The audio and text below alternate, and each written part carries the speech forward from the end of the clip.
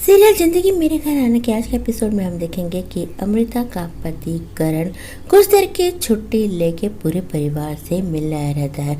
वो डॉक्टर रहता है और रात दिन कोरोना पेशेंट्स की सेवा करता है, इसलिए उसे अपने घर आना अलाउड नहीं रहता।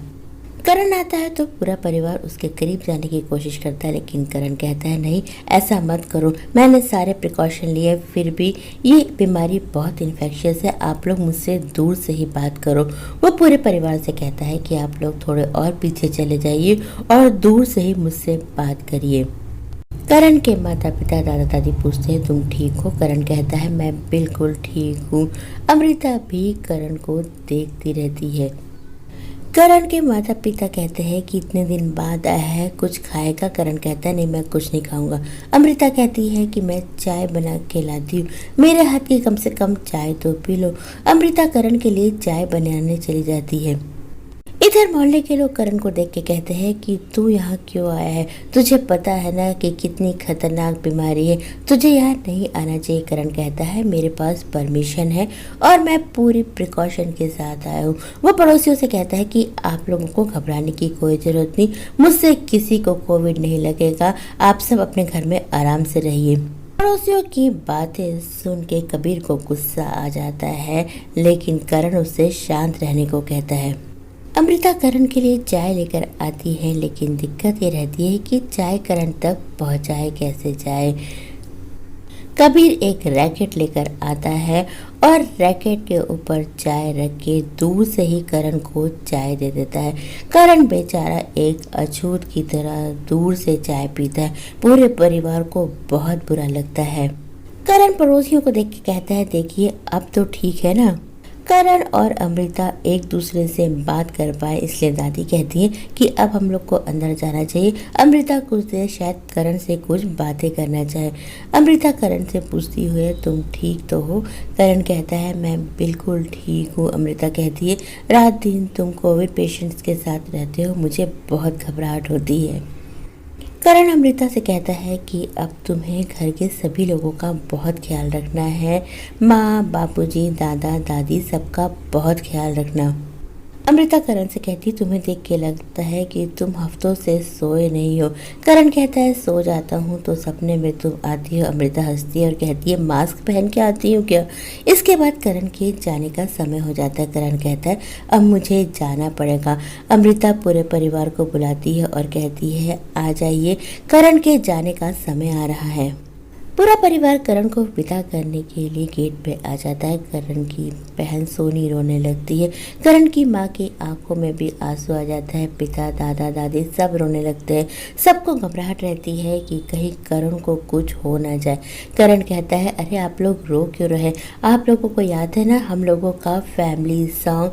और इसके बाद करण अपना फैमिली सॉन्ग गाना शुरू कर देता है, अचार का डब्बा जिंदगी जिंदगी मेरे घर आना। पूरा परिवार एक साथ मिलकर करण के साथ अपना फैमिली सॉन्ग गाता है। सबकी आंखों में आंसू रहते हैं। सबको लगता है कि वो करण को दोबारा देख पाएंगे कि नहीं। करण आखिर बेहद खतरे का काम कर रहा है। करण कहता है यही सब तो मैं मिस करता हूँ, अपनी प्यारी सी फैमिली को मैं बहुत मिस करता हूँ। करण कहता है अब मुझे जाना पड़ेगा।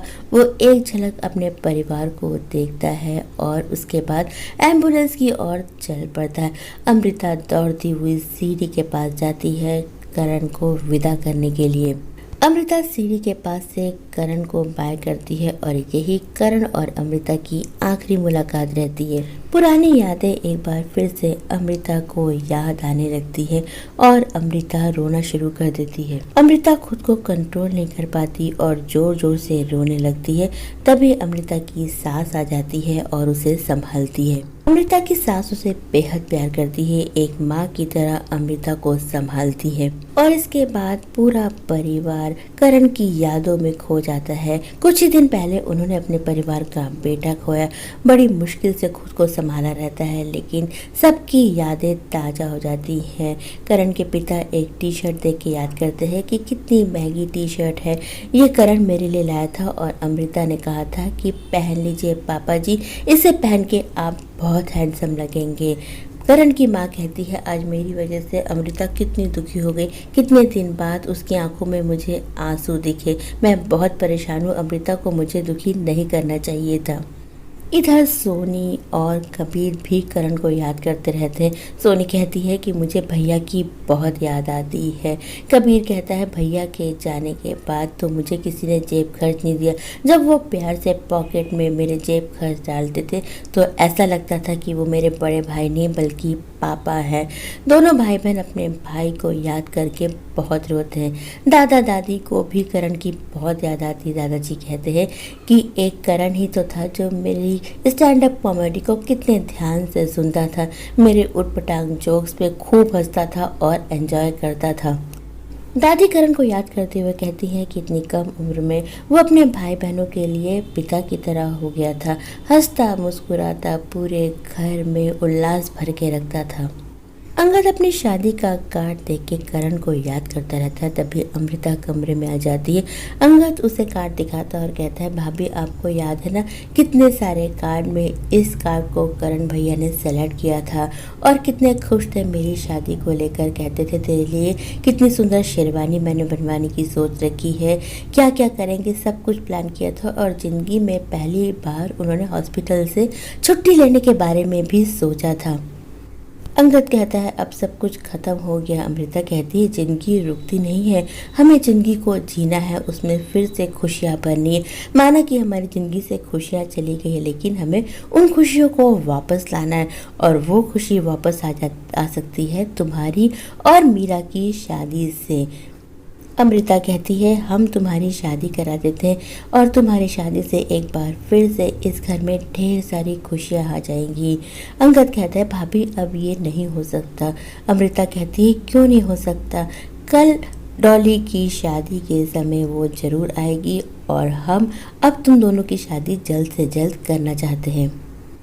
और इसके बाद एक नए पात्र की एंट्री होती है। जी हाँ, अंगद की मंगेतर की एंट्री होती है जो बहुत ही प्यारी है। अमृता कहती है कितनी प्यारी है मीरा, हम चाहते हैं कि जल्द से जल्द वो हमारे घर में आए। मीरा अपनी आपा को ढूंढती रहती है जो नमाज पढ़ती रहती है। तो दोस्तों ये एपिसोड यही ख़त्म हो जाता है। अगर आपको हमारी अपडेट पसंद आई हो तो हमारे चैनल को लाइक शेयर सब्सक्राइब करना ना भूलिए। कल हम फिर मिलेंगे, तब तक